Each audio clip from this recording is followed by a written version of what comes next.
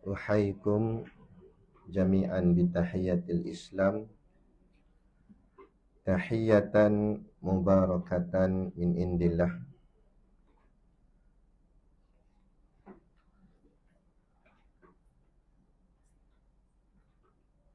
Assalamualaikum warahmatullahi wabarakatuh.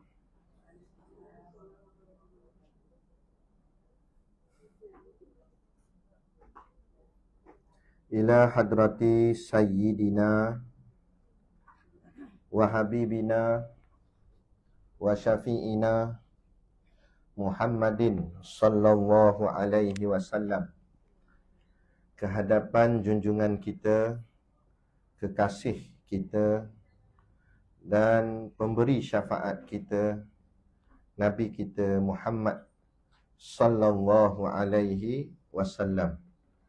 Semoga Allah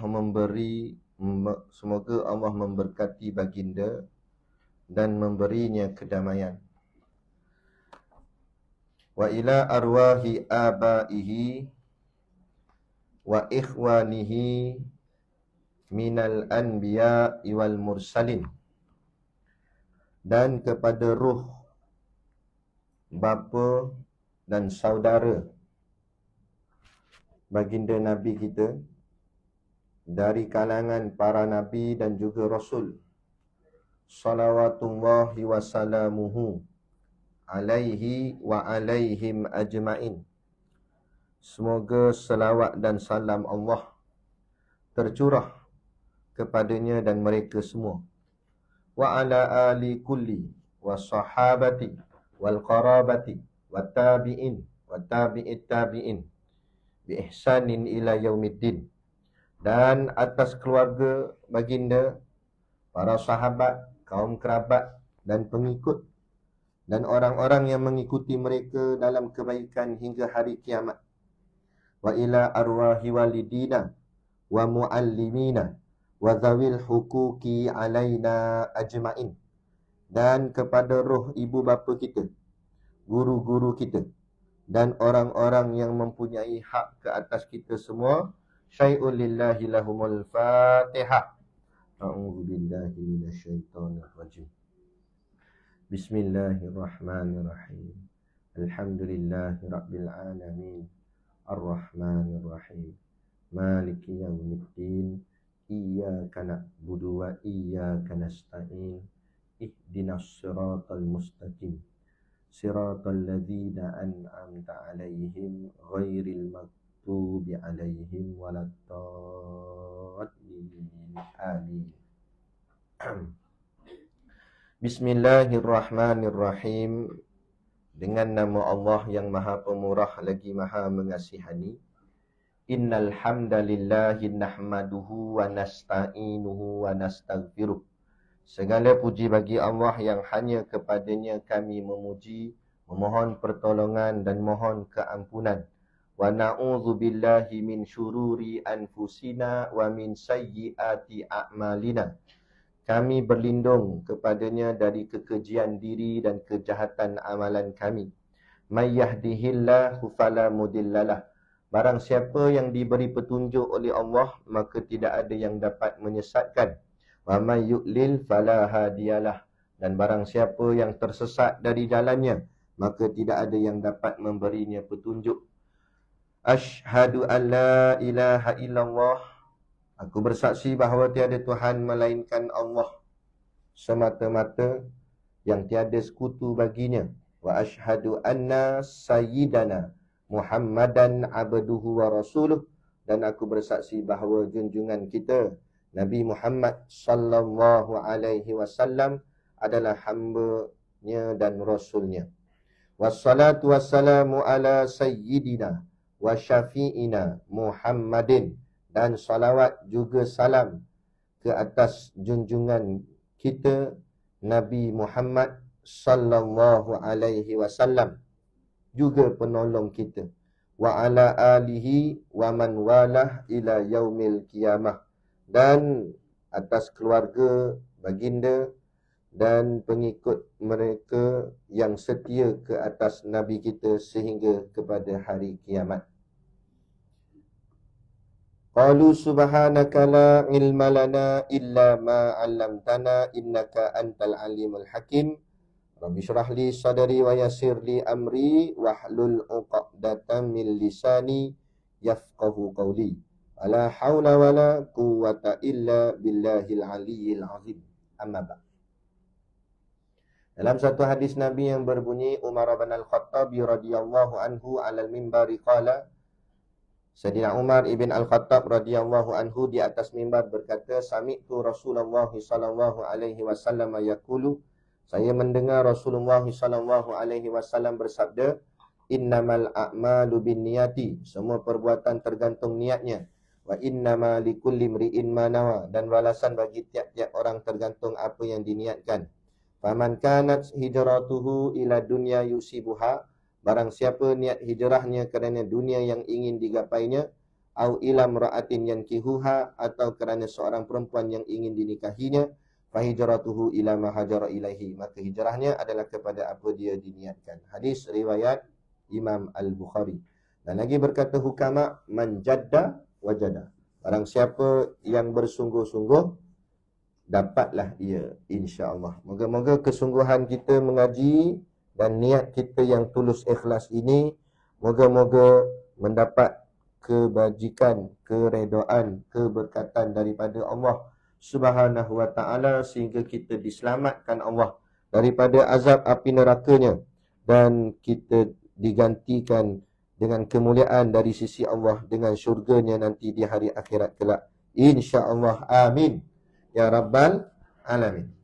Yang saya hormati pengurusan ahli jawatan kuasa muslimat dan semua ahli jawatan kuasanya, yang saya sanjungi, asatizah, guru-guru agama, ustazah yang hadir, mohonlah ditegur kepada hamba yang fakir dalam bidang ilmu ini, sekiranya apa yang disampaikan dan dikongsikan ada salah dan silapnya. Yang kita hormati juga kepada semua ibu-ibu yang hadir, adik kakak semua yang hadir, untuk sama-sama kita mempelajari ilmu-ilmu agama Allah ini, insya-Allah. Jadi kita sambung nasihat ke-12.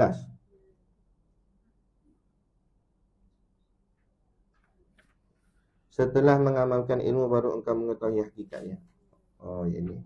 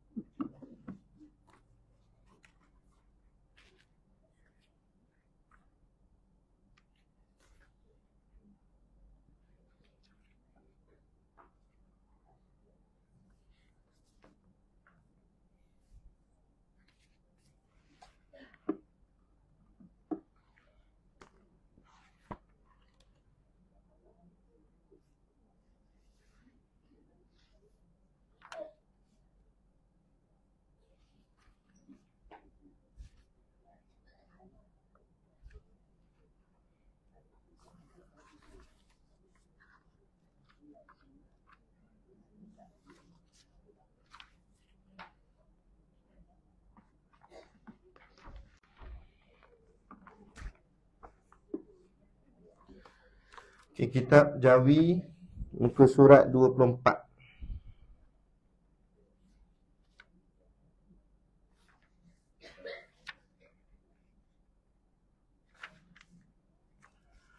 Saya baca yang matan Arab dia dulu.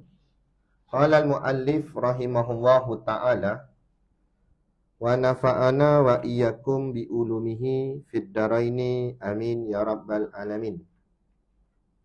Kata pengarang kitab,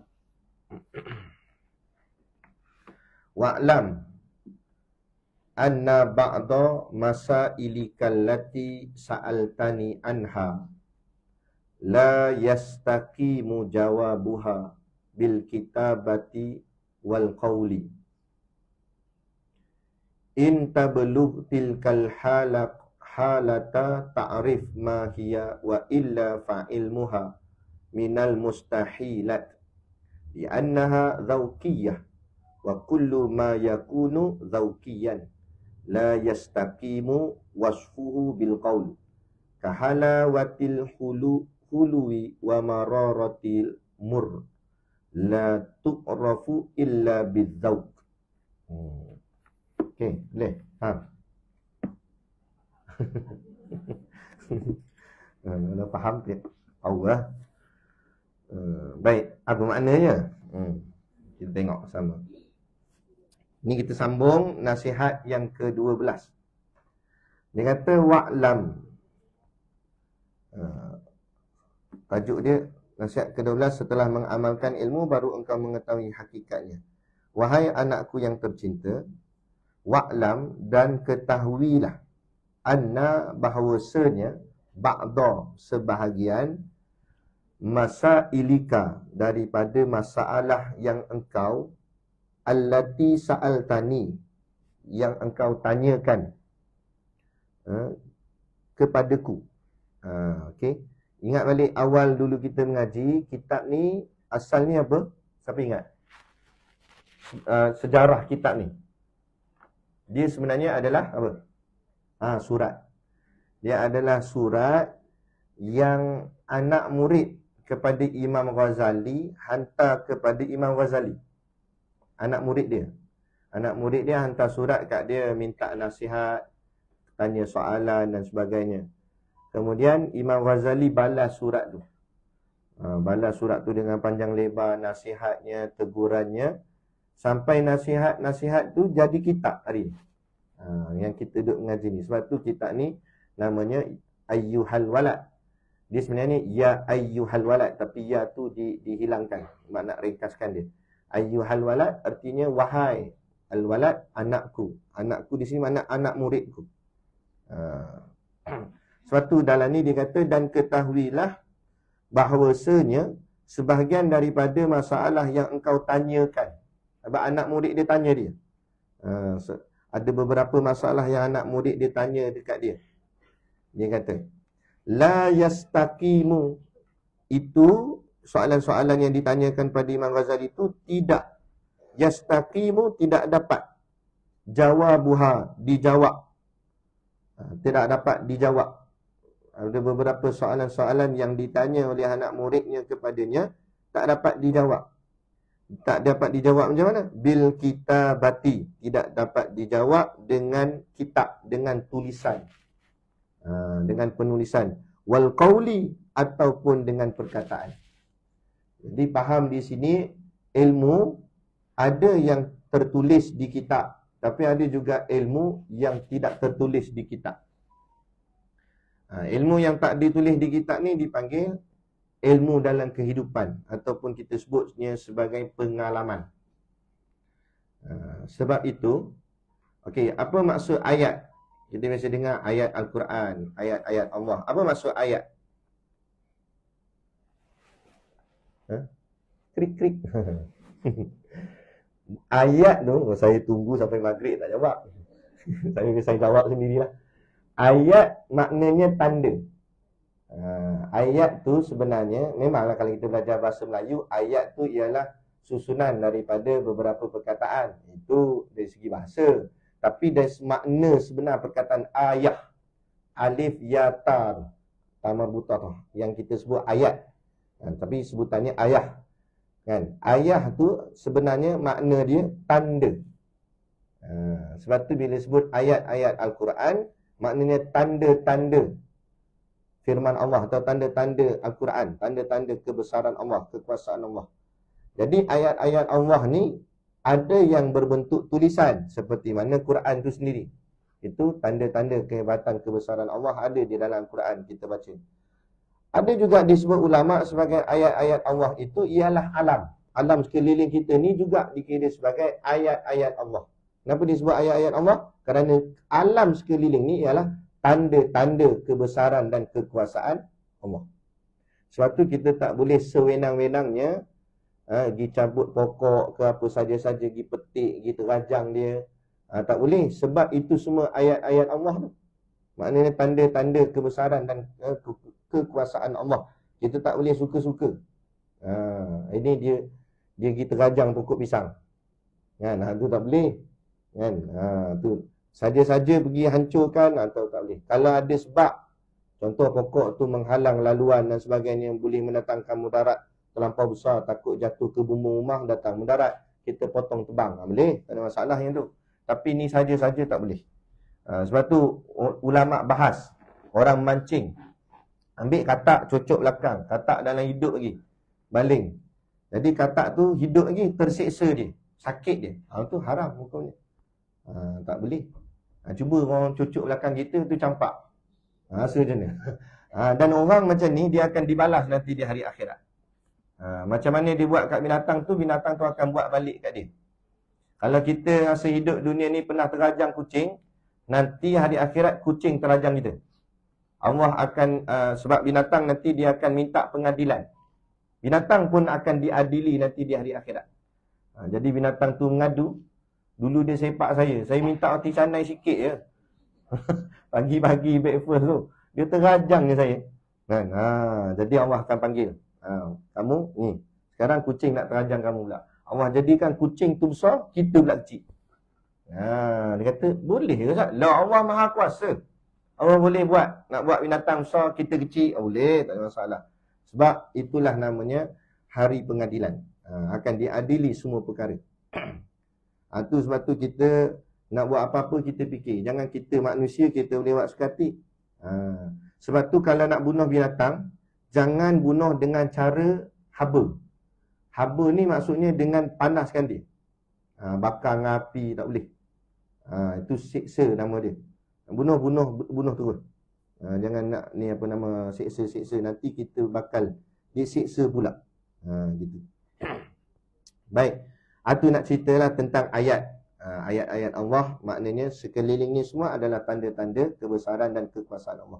Daripada masalah yang engkau tanyakan kepadaku itu tidak dapat dijawab dengan tulisan ataupun dengan perkataan. Jadi dari sini kita faham ilmu itu ada yang berbentuk tulisan, ada juga bentuk yang dilafaz oleh guru. Macam ilmu yang dalam bentuk tulisan, kitab kita ni.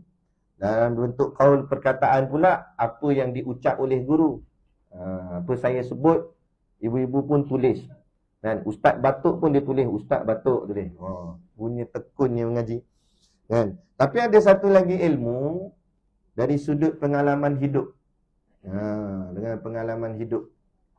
Apa yang kita dah belajar gini, kemungkinan bila kita balik, kita akan diuji dengan apa yang kita belajar. Masa itulah fungsi ilmu kita mengaji tu untuk kita amal.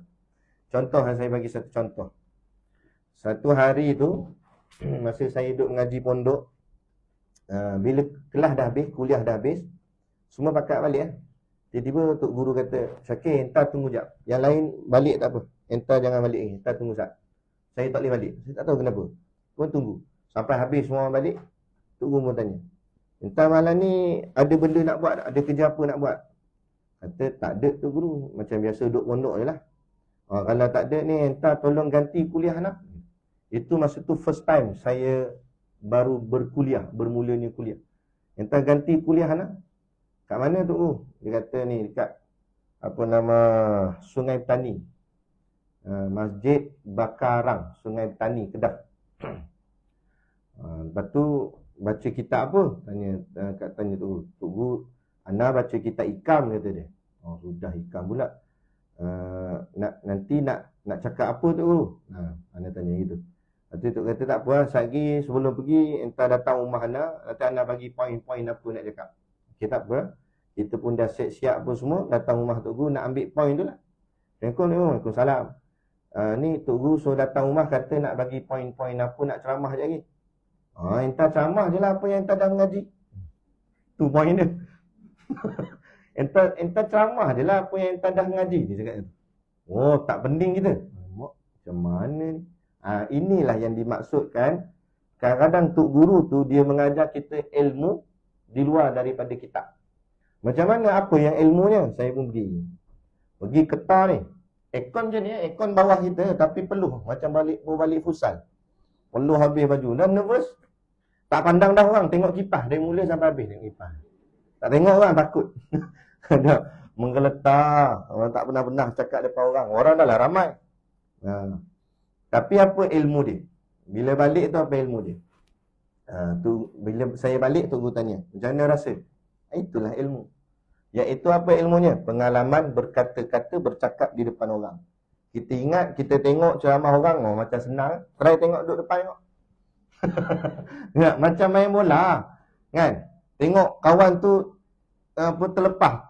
Masa depan gol tu terlepas nak tanduk. Kata, oh Allah, bodoh orang kata. Kalau aku tanduk dah. Cik. Letak dia situ tengok. Nampak? Ambil bola tak pandai. Sepak pun sepak angin je. Tu kadang-kadang pengalaman tu yang mengajar hidup kita. Sebab tu ilmu juga dari sudut pengalaman. Sebab tu kadang-kadang Allah takdirkan kita pada satu-satu perkara yang kita tak sangka-sangka.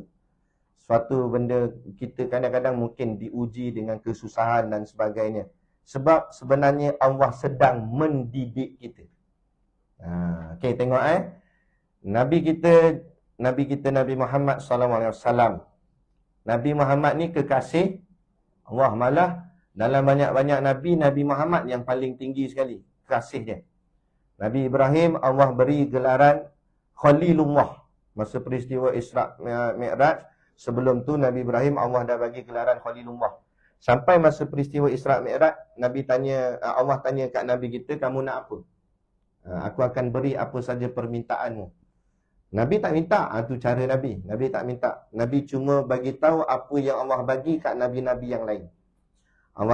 Nabi kata, engkau bagi dekat Ibrahim satu gelaran yang tinggi sebagai kekasihmu dengan gelaran Khalilullah. Maka Allah jawab, kalau begitu pada engkau aku bagi gelaran Habibullah. Kata ulama, Habibullah lagi tinggi daripada Khalilullah. Nabi kita Nabi Muhammad yang paling dikasihi Allah. Kan? Tapi kalau tengok sirah Nabi, Nabi lahir dalam keadaan yatim. Tidak ada ayah. Ayahnya sudah meninggal, wafat. Kau baru nak besar 2 tahun lebih kurang, kan? Maknya pula meninggal. Seorang lagi meninggal. Yang dikasihi ayahnya tak ada, mak tak ada. Dijaga oleh atuknya. Tak lama pun, atuk pun meninggal juga. Menikah kahwin dengan isterinya yang bernama Sayyidatuna Khadijah. Dan akhirnya Allah ambil juga, meninggal juga. Dijaga oleh pakciknya Abu Talib pun meninggal juga. Kalau kita tengok sepintah lalu kisah Nabi, sirah Nabi, hampir kata semua orang yang rapat dengan Nabi dari sudut kasih sayang, hubungan kekeluargaan, semua Allah ambil nyawanya. Jadi timbul persoalan, katakan Nabi Muhammad itu kekasih Allah, patutnya hidup Nabi ni cemerlang gemilang lah. Tapi kalau semuanya orang kelilingnya meninggal dunia, kalau bahasa pasar kita, kalau berlakulah dari kalangan kita, kita akan sebut apa? Sian dia. Kita kata dia tak? Malang hidup dia. Kita kata malang hidup dia. Sebab apa? Ayah tak ada, mak tak ada, atuk tak ada, isteri tak ada. Semua meninggal. Boleh ke kita kata sian Nabi? Malang hidup Nabi. Nak boleh kata ke Nabi malang? Nabi tak malang. Habis tu kenapa Allah buat macam tu? Itu menunjukkan Allah mendidik Nabi. Sebab apa? Sebab Nabi waktu sebelum umur 40, Nabi belum jadi Nabi lagi. Umur 40 baru jadi Nabi. Jadi untuk memegang jawatan Nabi tu, untuk memegang orang cakap apa, satu tugasan besar sebagai Nabi Allah, utusan Allah atas muka bumi. Bukan jadi Perdana Menteri, ni utusan Allah. Perdana Menteri jaga 14 negeri dalam Malaysia ni. Tapi Nabi ni satu dunia, umatnya tunduk padanya. Nak didik umat manusia sekeliling, ramai-ramai masyarakat. Jadi nak didik, nak jadi pemimpin besar, mesti ditarbiah. Apa yang Allah tarbiah, apa yang Allah didik Nabi, segala orang yang rapat diambil oleh Allah untuk mendidik Nabi. Jangan hidup bergantung dengan makhluk. Manusia. Sebut makhluk. Kan? Jangan hidup bergantung dengan makhluk. Bukan manusia je, makhluk semua. Kalau kita kata jangan bergantung dengan manusia saja, takut kita bergantung dengan duit juga. Duit pun makhluk. Jadi jangan bergantung dengan makhluk, bergantung dengan Allah. Kan tak? Nabi nak mengadu kesusahan dia pada siapa? Ayah. Ayah tak ada. Nak ngadu apa perjuangan dia penuh perit ni kat mak tak ada. Ngadu kat isteri pun Allah ambil. Ngadu kat atuk tak ada. Ngadu kat pakcik tak ada. Nak ngadu kat siapa? Allah. Kita ni bermanja-manja kita ni. Kan? Kita ada ayah, sikit-sikit ngadu ayah, sikit ngadu kat mak, sikit ngadu kat gini. Tapi sampai-sampai akhirnya kita terlupa nak mengadu pada Tuhan. Mengadu pada Allah. Jadi tak apa, tak ada masalah kita nak mengadu pada manusia. Tapi baliklah kepada Allah. Itu sebagai satu bentuk tarbiyah dan didikan yang Allah ajar kepada Nabi kita. Sebab tu itulah yang dimaksudkan ada ilmu yang datang bukan dalam bentuk tulisan. Kadang-kadang bukan datang dalam bentuk perkataan, tapi dalam bentuk pengajaran dalam kehidupan. Jadi hidup kita susah macam mana pun, bolehlah sekadar nak luah perasaan dekat kawan baik kita ke apa ke. Tapi seorang dah lah, tak payah ramai-ramai ini mengadu di Facebook. Dan benda boleh dapat. Kan? Yang komen kata, saya first comment. Kata. Itulah. Bukan dia boleh buat apa pun. Apa pasal kita nak cerita habis semua segala masalah kita di khalayak ramai. Bukan orang boleh settlekan pun. Nah, kalau sekadar nak luahlah kepada orang yang rapat dengan kita. Seorang pun jadilah. Kan? Kemudian luahan seterusnya ialah kepada Allah. Dalam doa kita, dalam tahajud kita. Doa sungguh-sungguh. Yang lebih baik kat manusia pun tak payah luah kat Allah. Itu lebih baik. Ngadulah kat Allah. Tak erti cakap Arab, Ustaz. Allah ni Tuhan segala makhluk. Jadi segala bahasa makhluk milik Allah. Dah cakap Melayu je lah. Macam Allah tak faham bahasa Melayu. Dan bahasa Melayu pun ciptaan Allah juga. Cakap Melayu. Ya Allah, susahlah saya, Ya Allah. Kalau style Pening, geleng. Ya Allah, susahlah ini, hidup susahlah. Kan? Tak kira lah kod mana pun. Jadi Allah faham. Tak ada masalah. Kan? Ngadulah pada Allah. Ngadu dengan orang boleh buat apa. Paling kuat kan, dia angguk. Betul. Gitu je lah. Tu boleh tahan. Kalau jenis awak tak dengar, kita cerita punya panjang kat 1.5 jam. Dan macam mana hang rasa? Apa dia? Macam kau ni, cuba ulang balik. Nah, kita cerita punya panjang dia kata ulang balik. Tu. Jadi, itulah kadang-kadang Allah bagi dalam kehidupan kita. Sebab tu hidup ni, ulama sebut, kalau Allah boleh buat hidup ni semuanya indah. Semuanya baik. Semuanya elok. Tapi sebenarnya kalau semuanya baik, dia tak jadi indah. Hidup ni perlu menangis. Hidup ni perlu sedih. Hidup ni perlu ketawa. Hidup ni perlu gembira. Semua tu. Bila ada sedih, gembira, ketawa semua, itulah namanya indah. Tapi kalau tawa tu bukan indah, tu Tanjung Rambutan namanya. Betul tak? Gelak ni. Kebun dia apa dia ni? Mana boleh. Kalau sedih hati pula ni masalah juga. Dan kadang-kadang gembira, kadang-kadang ketawa, kadang-kadang sedih, kadang-kadang marah. Itulah nikmat hidup. Ada orang cakap apa? Asam garam, suka duka. Betul, Allah bagi kehidupan kita macam-macam. Kadang-kadang kita dah buat yang terbaik tapi tak dapat apa yang kita harapkan. Sebab Allah tahu apa Allah nak buat, nak bagi kita rasa. Kadang macam tu. Kadang kita tak buat sungguh sangat tapi jadi pula. Macam tu. Jadi itulah suka duka dan pengajaran dalam hidup. Supaya hidup kita ni banyak nampak bergantungnya dengan Allah. Itu maksud tidak dapat dijawab dengan tulisan ataupun perkataan. Kemudian lagi Tok Syekh kata, in tabelug. In tu jika tetapi sini tulis tetapi. Tabelug tilkal halata ta'rif ma hiya wa illa fa'ilmuha. Tetapi bila engkau telah sampai, tablug sampai, tilkal halah sampai kepada satu keadaan, ta'rif engkau mengenal. Ini kalau di sini yang terjemahannya dia kata tetapi bila engkau telah sampai kepada hakikah halnya. Dalam kurungan dia kata setelah beramal dengannya. Tapi kalau ikut bahasa Arab ni dia kata intabelug jika engkau telah sampai tilka yakni al-halah satu hal, satu keadaan, ta'rif makna hal keadaan engkau mengenal. Mengenal akan perintah-perintah Allah tadi tu. Maksudnya macam ni.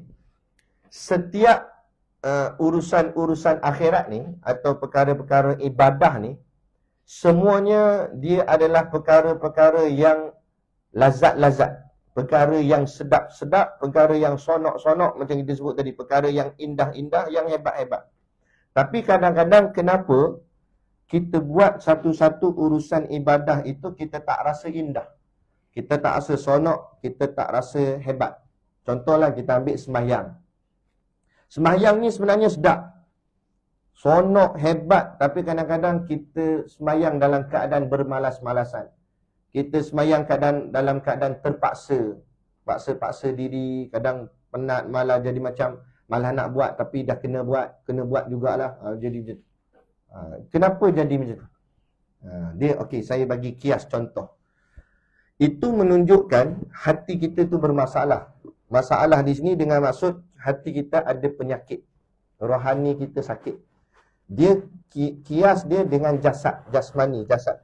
Hidup kita ni dua alam. Tu hebatnya nama manusia. Manusia ni hidupnya dua alam. Satu namanya alam jasmani, yakni jasad kita.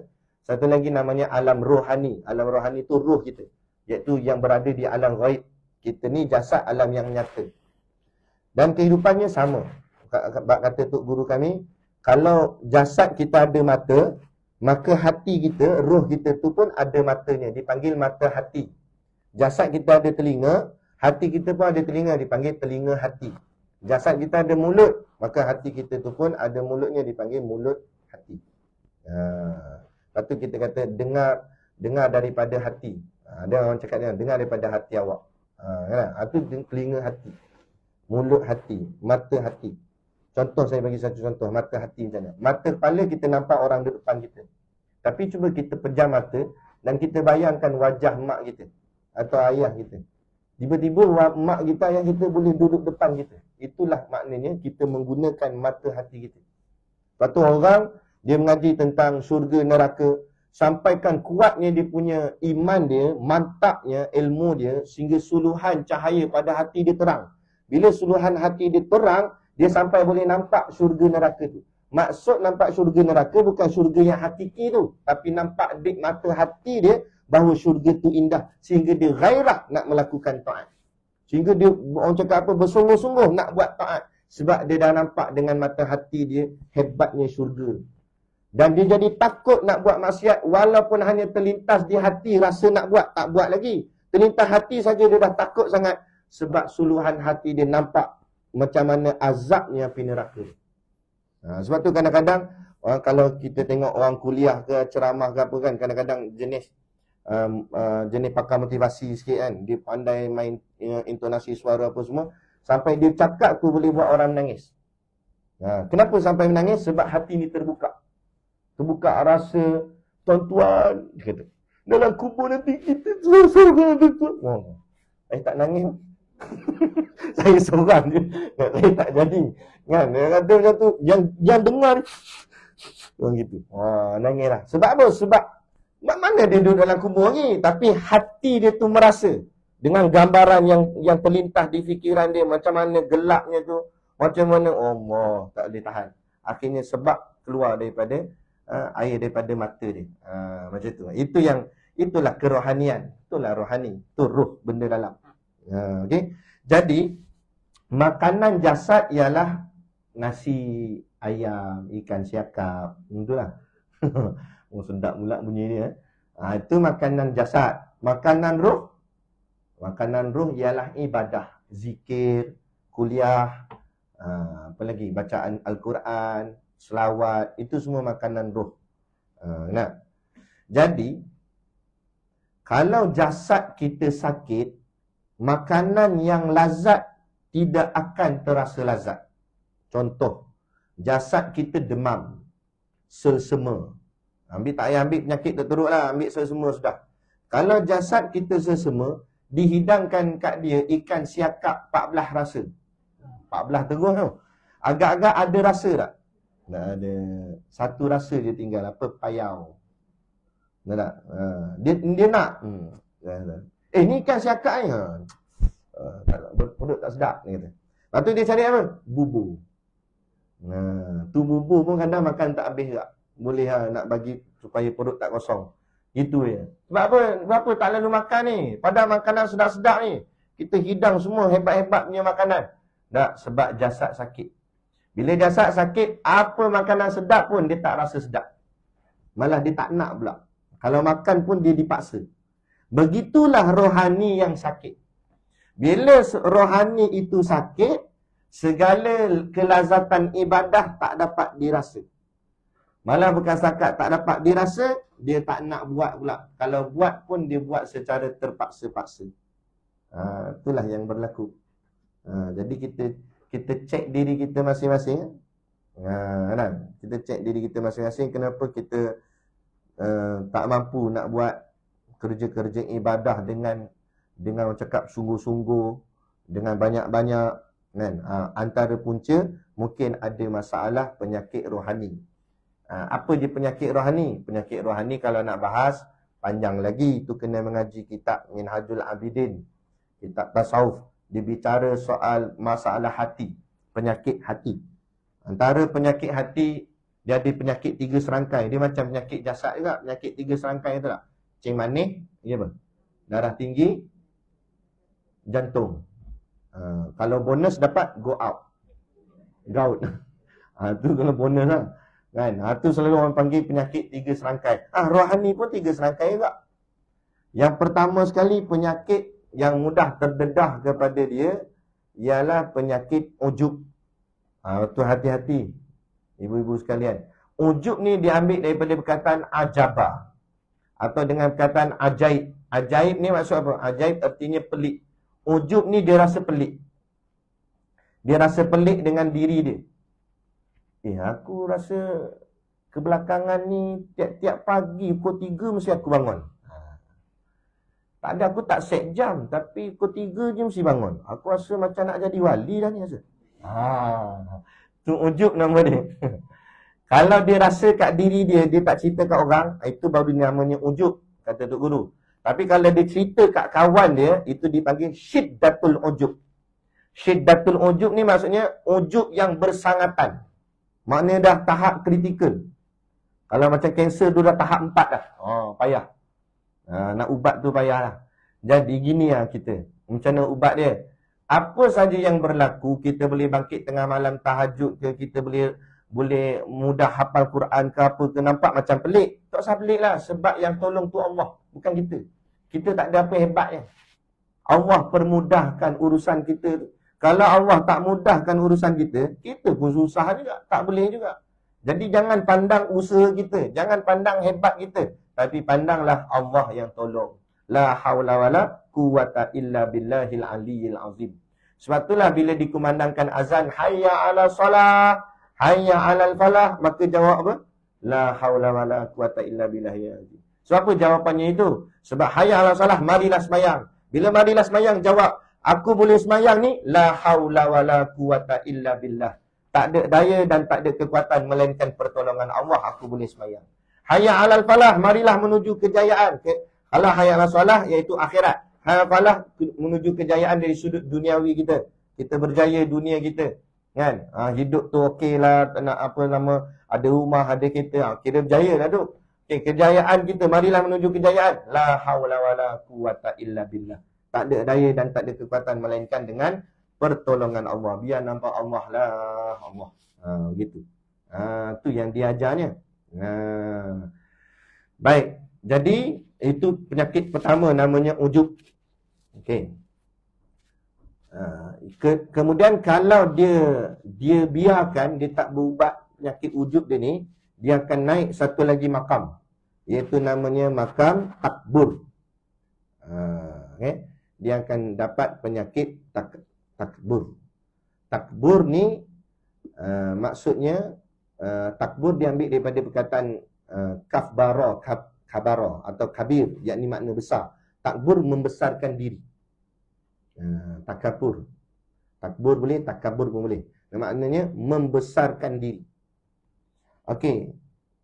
Ada tak salah satu daripada nama-nama Allah Asmaul Husna yang namanya Al-Mutakabbir? Kan? Itu nama Allah.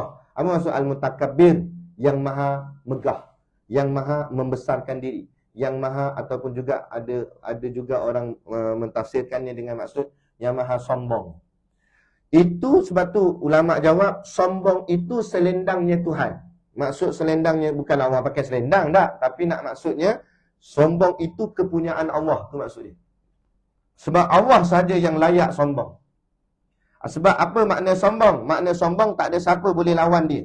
Allah sombong dengan ilmunya. Memang siapa yang lebih berilmu daripada Allah? Cuba kita. Hebat macam mana pun orang tanya pada Rasulullah SAW, baginda Nabi, ya Rasulullah, kan? Bilakah berlakunya kiamat? Apa Nabi jawab? Yang aku tahu berlakunya pada hari Jumaat. Tapi Jumaat yang mana tidak aku tahu, kerana itu rahsia Allah. Allah yang paling tahu segala-galanya. Allah tahu. Kan? Allah sombong dengan kerajaan dan kekuasaan dia. Memang siapa punya kerajaan dan kekuasaan boleh challenge kerajaan Allah. Boleh challenge kuasanya Allah. Tak ada. Kerajaan siapa-siapa pun. Tak payah kata Malaysia. Malaysia kecil sangat. No, kerajaan Rusia. Tak boleh. Kalahkan Allah. Nah, kerajaan Amerika. Tak boleh. Kalau kerajaan Amerika, Rusia berpakat. Contohlah. Nak lawan Allah kan. Okey, tak nak bagi matahari naik. Ikat ramai-ramai dengan tali. Tarik matahari buat turun. Jangan bagi naik, boleh lama sikit tidur. Kan? Boleh tak? Tak boleh. Kalah dia. Tetap matahari kalau Allah kehendak naik, naik. Kalau Allah kehendak tak naik, tak naik. Lepas tu nanti sebelum Dajjal keluar, matahari Allah kata jangan keluar. Maka waktu tu, dikatakan dalam riwayat, kata 3 hari kita duduk dalam gelap. Maka sebab tu ada beberapa ulama kata, orang cakap apa, orang yang biasa solat, dia akan biasa tengok jam. Maka waktu gelap nanti, orang tanya ulama, nak kena semayang tak? Tetap kena semayang. Habis nak pandu kot mana? Kebiasaan waktu tu. Jadi kalau orang yang biasa jaga solat dia, dia akan tengok jam. Jadi dia boleh agak waktu pukul berapa masuk semayang. Jangan tengok gelap, tidur lah. Tidur dah nak keluar dah, dia tidur lagi. Dia masuk semayang. Kan? Aduh, contoh. Jadi megah-megah besar-besar ni Allah punya, bukan makhluknya, bukan kita punya. Jadi kita tak boleh sombong. Allah sombong tak apa, tapi kita tak boleh sombong. Kita nak sombong dengan ilmu kita. Ada orang lagi alim daripada kita. Kita nak sombong dengan kuasa kita. Ada orang lagi kuasa daripada kita. Takkan boleh punya. Macam tu. Jadi sombong itu satu penyakit yang berbahaya, penyakit rohani. Penyakit rohani. Dan kena ingat, kenapa iblis dilaknat Allah? Salah satu sebabnya iaitu kerana kesombongannya. Aba wastakbara. Dia enggan dan sombong daripada ikut perintah Allah untuk sujud kepada Nabi Adam. Ada orang disyarah salah, dia kata memanglah iblis tak nak sujud sebab sujudnya hanya pada Allah. Itu dia tak faham. Sujud di situ bukan maksud sembah. Sujud di situ dengan maksud hormat. Allah suruh hormat pada Nabi Adam. Sebab dalam banyak-banyak makhluk, manusialah makhluk yang paling hebat sekali Allah cipta. Tak boleh challenge dengan makhluk lain. Sehingga kan pada manusia ni sajalah Allah ciptakan kekasihnya, iaitu para Nabi dan para Rasul. Dan kasih yang paling dikasihi Allah, Nabi kita Muhammad SAW, seorang manusia. Malaikat, sehebat-hebat malaikat, tak ada Nabi. Sehebat-hebat jin, tak ada Nabi. Cuma ada ulama kata dari kalangan jin, ada yang jadi wali Allah. Tapi Nabi tak ada. Nabi dari kalangan manusia. Sebab tu manusia menjadi makhluk yang paling hebat. Sebab tu Allah suruh, asal nama dia Azazil. Allah suruh Azazil sujud hormat pada Nabi Adam. Ingkar dia. Sebab apa? Sombong dia. Dia kata, aku dicipta daripada api. Sedang dia daripada tanah. Api dengan tanah, api power lagi. Dia tak nak ngaku, tak nak tunduk. Kemudian pula, kalau ikut kejadian dari sudut masa, dia dicipta lebih awal. Nabi Adam dicipta kemudian. Jadi junior dan senior. Tiba-tiba senior kena hormat junior. Macam. Kita dah lama dah sini, otai dah kuliah ni. Kan? Tiba ada orang baru datang. Duduk tempat kita pula tu. Duduk depan sekali kita punya. Memang dah cop dah ni kita punya. Rehal pun ada nama dah. Kan? Tiba-tiba orang duduk tempat dia. Dia kata, awak siapa? Awak dah lah baru daftar. Duduk belakang. Kata, macam Azazil awak ni. Lepas tu jaga, jangan ada junior senior, kita sama-sama. Lepas tu kalau kita tengok orang mu'alaf yang mau masuk Islam, jangan pelekeh dia mau masuk Islam. Boleh jadi dia mau masuk Islam, tapi lebih hebat kefahaman Islam dia dibanding kita. Sebab mereka yang mu'alaf masuk Islam, mereka kaji tentang Islam. Sebab tu dia sampai Dia yakin Islam tu agama yang benar. Kita ni Islam IC, Islam lahir. Kadang-kadang tak kaji pun. Nak? Ikut-ikut je. Tu. Baik. Itu. Jadi itu penyakit kedua, sombong. Dan kalau dibiar lagi, dia tak berubat lagi. Ni dah sampai tahap ketiga lah. Lagi dahsyat. Apa dia? Dia akan jadi kufur. Kufur ni maknanya menutup. Ini yang Allah sebut innal ladzina kafaru sawaun alaihim.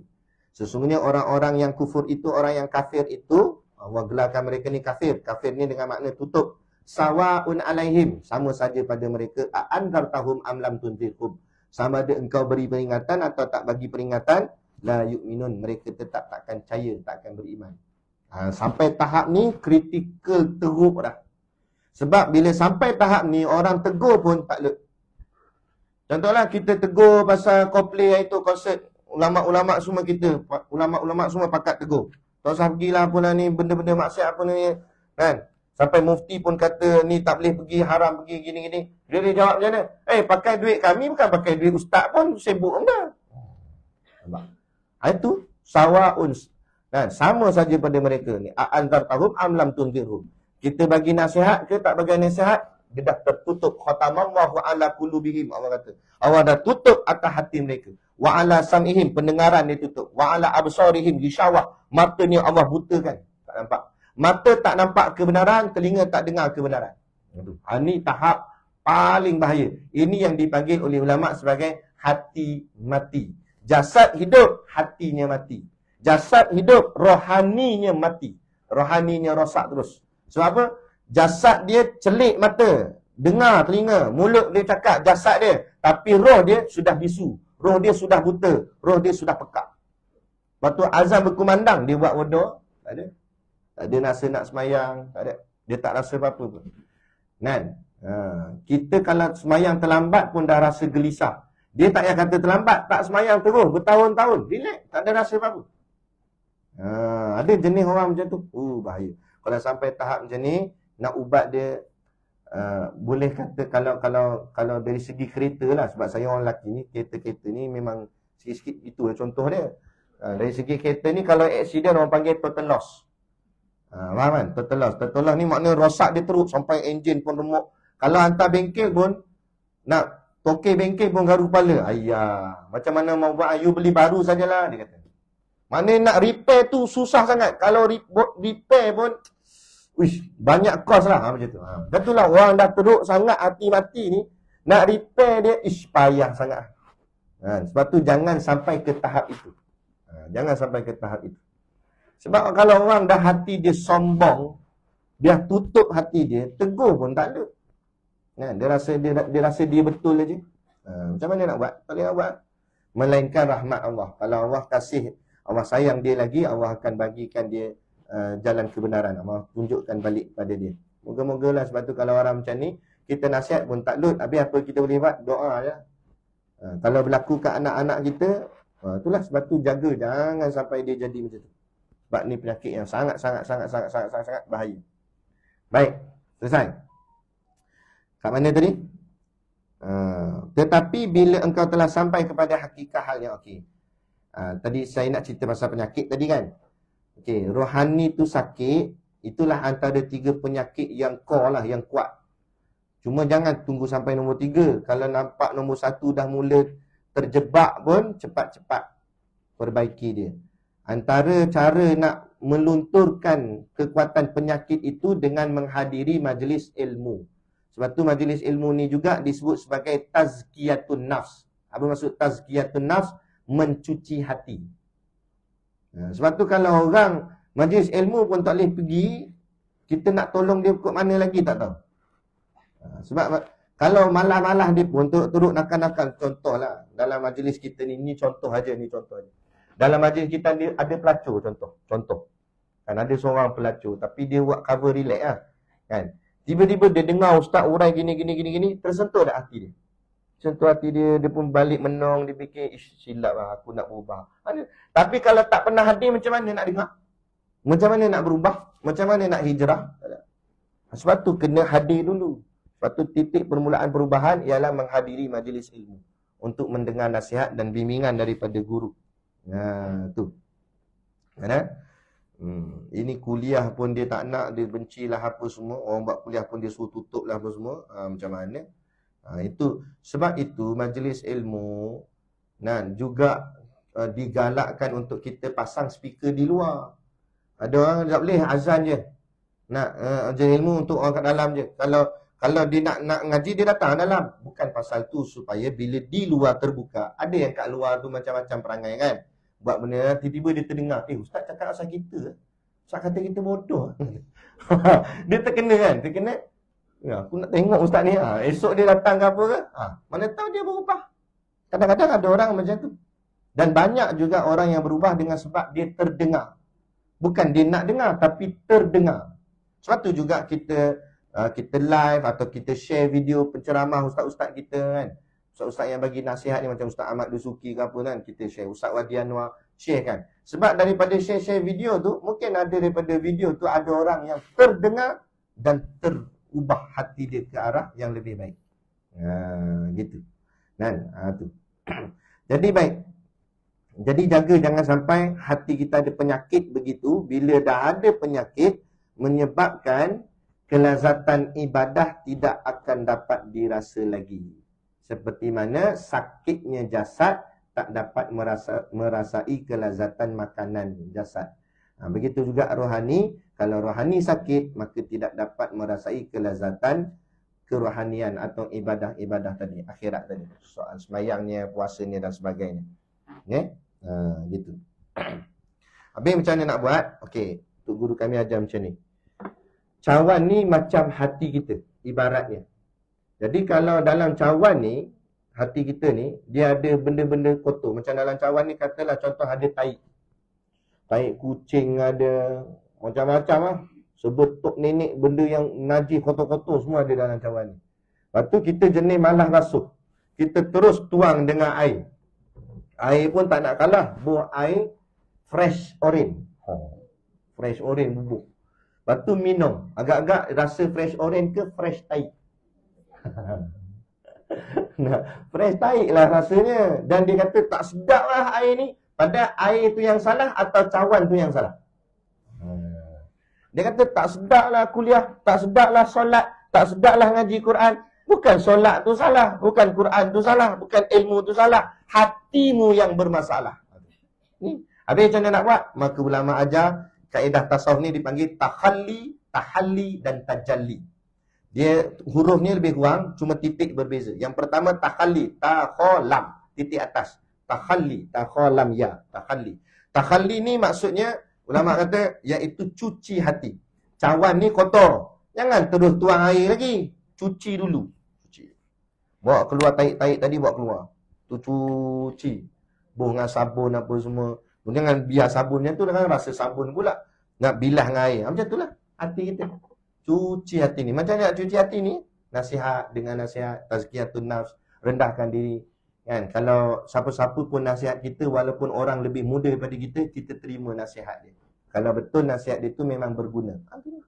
Kan? Lapangkan dada. Jangan ada rasa. Dia kadang-kadang hati kita ni bermasalah dengan emosi. Kata guru kami, masalah dengan emosi. Kita terlalu ikut emosi, perasaan. Kan? Padahal kalau kita buang emosi tu, relax. Tak ada apa. Kan? Jadi ni, cuci hati tu, buang. Benda-benda yang kotor, apa semua tadi buang. Dan anak buangnya dengan ni, tazkiyatun nafs, dengan zikrullah, dengan istighfar. Astaghfirullahalazim. Duduk tengah-tengah malam, sebelum pergi sembahyang subuh tu, tengah tahajud tu, habis tahajud, istighfar, zikir munajat. Boleh print, search kat Google, zikir munajat. Print, baca. Astaghfirullahalazim. Tapi jangan buat live. Ini jadi trend hari ni. Tahajud buat live. Apa ke benda? Kan? Tahajud biarlah ibadah tu rahsia kita dengan Allah. Ni buat live. Dengan semayang dia jeling. Tengok like dah berapa. Banyak tak? Aduh. Macam mana lah pelik zaman hari ni. Kan? Tu dia. Jadi cuci hati. Itu namanya tahalli. Yang kedua, tahalli. Tak ada titik. Tahalam ya.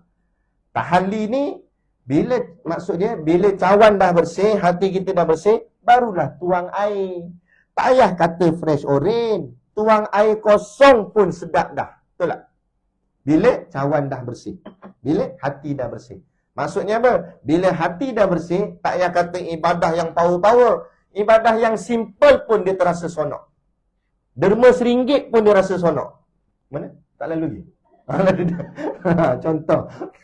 Macam tu. Benda yang kadang-kadang sikit je. Just senyum kat kawan pun dia rasa bahagia dah hati dia. Sebab apa? Hati bersih. Kan?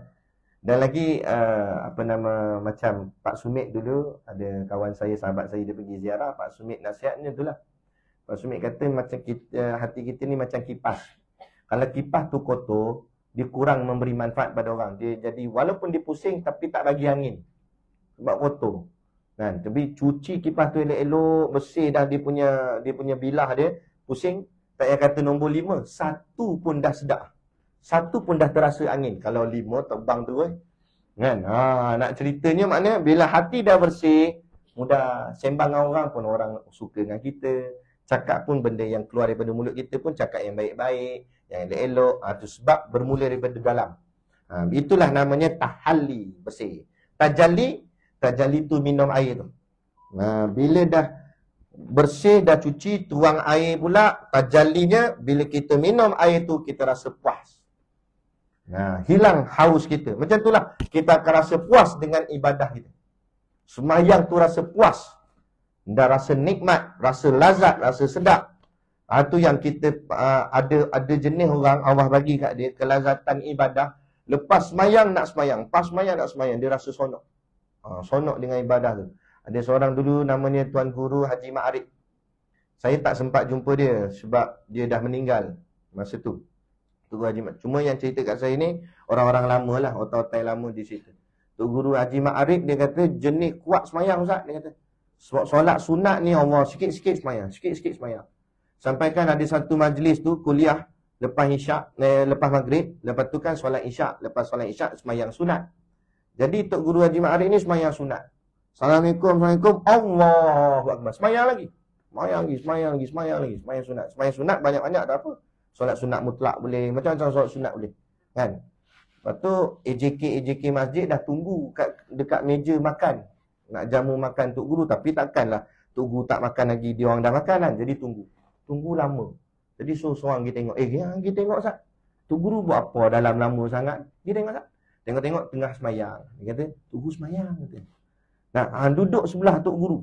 Tok Guru bagi salam, dia cakap, Tok Guru jemput makan. Kalau tak dia semayang lagi. Sampai macam tu, sungguh. Akhirnya Tok Guru tu Assalamualaikum warahmatullahi wabarakatuh. Tok Guru jemput makan. Baik, tak apa. Boleh dia pergi makan. Kalau tidak, Allahu Akbar. Kita tengok dia pelik. Pelik lah. Pas semayang. Tok Guru tu tengok kita pun pelik. Pelik dia ni, pah makan.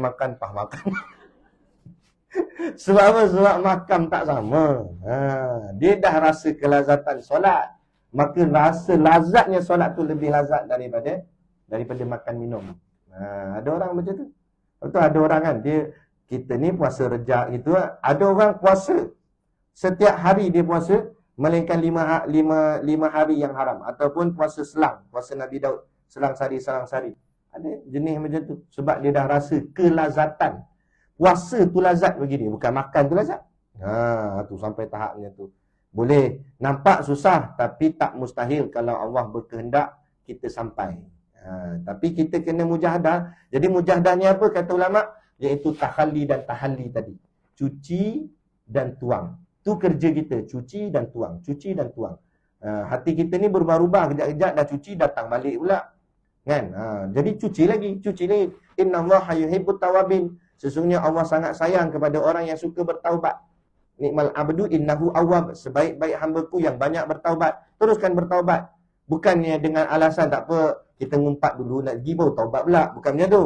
Tapi maksudnya kalau dah taubat, tiba-tiba terbuat lagi salah. Taubat lagi. Jangan pernah berputus asa daripada rahmat Allah.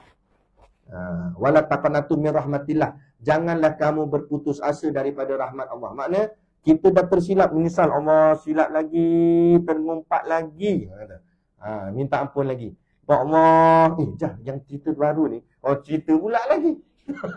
Tadi ya Allah, kan? Taubat lagi, teruskan taubat. Jangan pernah berputus asa daripada rahmat Allah. Teruskan bertaubat.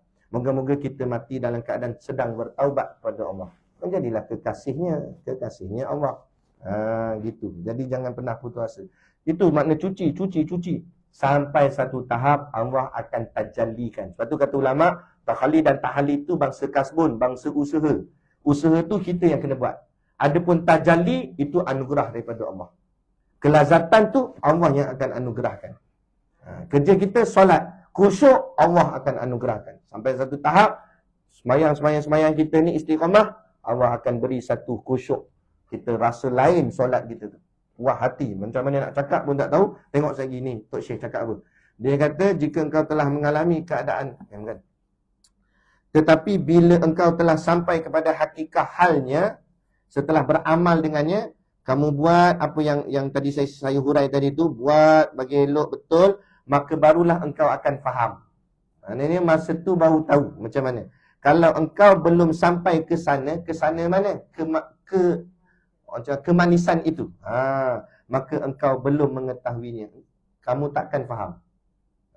Macam mana Ustaz semayang tu lazat? Tak boleh nak cakap, boleh cerita je lah. Tapi siapa yang buat betul-betul, dia akan rasa lazat dia tu. Minta maaf cakap lah. Ini Syekh sebut dalam kitab. Kami mengaji di pondok, nama kitab tu kitab Durun Nafis. Minta maaf cakap, Syekh sendiri sebut dalam kitab Durun Nafis, lazatnya ibadah ini sehingga terlebih lazat daripada jima. Minta maaf. Nak cerita makna terlampau sedapnya, terlampau asyiknya. Itu yang kadang-kadang kita pelik. Ada alim ulama kan. Kalau contoh, kalau Allah buka makrifah daripada ilmu, dia mengaji, lazat dengan mengaji. Ada orang lazat dengan solat, ada orang lazat dengan zikir. Dia kalau zikir lah Allah, la ilaha illallah, la ilaha illallah. Kita lah, kuyu mata. Dia lazat ke? Lazat nak tidur. Dia la ilaha illallah. Ada dia ni macam tu. Dia ikut makrifah yang Allah beri pada seseorang tu macam mana. Itu yang dia kata. Kerana masalah-masalah ini adalah masalah zauqiyah. Ini istilah dalam tasawuf lah. Kalau kita mengaji tasawuf, kita biasa jumpa perkataan ni, zauqiyah. Zauq tu maksudnya kemanisan dan kelazatan dalam ibadah tu. Nak cerita payah, tapi siapa yang dapat, apa yang rasa, dia tahu. Macam kita cerita kat kawan kita pasal kita pergi makan kedai tom yum tepi tu. Ui, sedap kedai tu, aku rasa dah. Kita buat tarik air liu. Macam tu. Kawan kita dengar, yelah, macam tu. Dia tak rasa lazat tu. Melainkan dia kena pergi makan juga. Baru dia rasa juga. Macam tu. Itu maksud dia. Zauqiyah.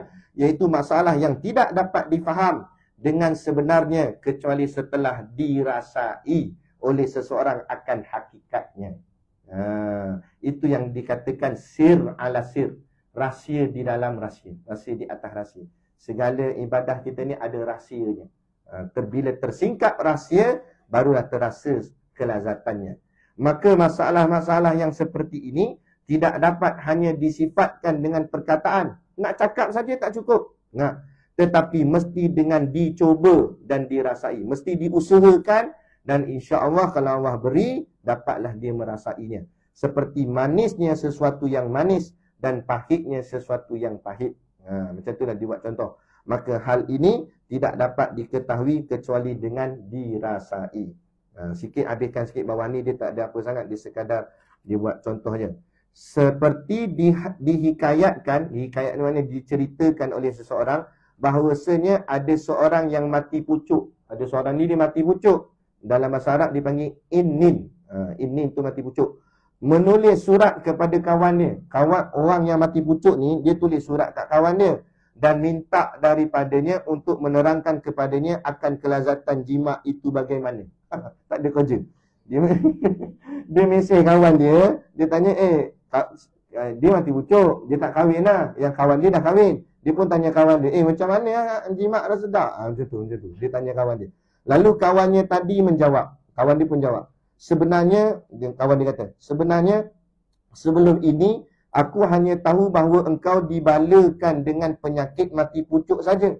Aku ingat sebelum ni kau ni ada penyakit mati pucuk je. Rupa-rupanya. Dan sekarang ini aku tahu bahawa engkau bukan hanya sekadar itu. Bukan sekadar penyakit mati pucuk je. Tetapi ditambah lagi dengan penyakit bodoh. Kata. Marah kawan tu. Yalah, dia tanya soal benda dalam bilik, dia tanya ke kawan dia. Kan? Penyakit bodoh lah ni kata. Kerana kelazatan jima itu hanya diketahui melalui rasa. Orang yang dah kahwin tahu lah. Nak cerita macam mana boleh cerita. Bila engkau cuba, baru engkau tahu, kata dia. Jikalau belum pernah mencubanya, maka engkau sudah pasti tidak akan mengetahuinya. Hal ini tidak dapat diketahui dengan perkataan atau tulisan. Gitu. Okey? Keadaan macam tu. Habis dah lah. Habis dah. Jadi kesimpulan pengajian kita pada petang ni, setiap amal ibadah itu lazat sebenarnya. Dan ada rahsia di sebaliknya. Tinggal lagi kenapa kita tak rasa lazat atau kita tak nampak lagi tersingkap rahsianya. Maknanya belum sampai masanya ataupun belum cukup usaha kita. Maka kita kena cuci lagi hati kita dan terus lagi istiqamah, minta pada Allah, insya-Allah sampai satu masa nanti akan tersingkaplah rahsia dan kelazatan tu, sehingga kan kita sangat suka dan sayang pada ibadah-ibadah tersebut. Mana tu nak cakap pun susah, melainkan siapa yang merasainya. Baik. Jadi kita berhenti situ dan kita akan sambung nasihat ke-13 pada kuliah yang akan datang jika dengan izin Allah, insya-Allah. Jadi cukup sekadar tu. Wabillahi taufik wal hidayah. Wassalamualaikum warahmatullahi wabarakatuh. A'udzubillahi minasyaitonirrajim. Bismillahirrahmanirrahim. Alhamdulillahirabbil alamin. Wassalatu wassalamu ala asyrafil anbiya'i wal mursalin wa ala alihi wa sahbihi ajma'in. Allahumma taqabbal minna salatana wa du'aana innaka antas samiul alim wa tub alaina innaka antat tawwabur rahim. Allahumma ja'al dinana dinan nabi Muhammadin sallallahu alaihi wasallam wa islamana islamal muslimin wa imanana imanal mu'minin wa salatana salatal khashiin wa a'malana a'malas salihin wa niyatana niyatal mukhlisin wa dhunubana ya Allah dhunubal mustaghfirin wa hayatana hayatal ulama wa mautana bimautis syuhada wa dihinal jannata ma'al anbiya'i alaihimus salatu wassalam.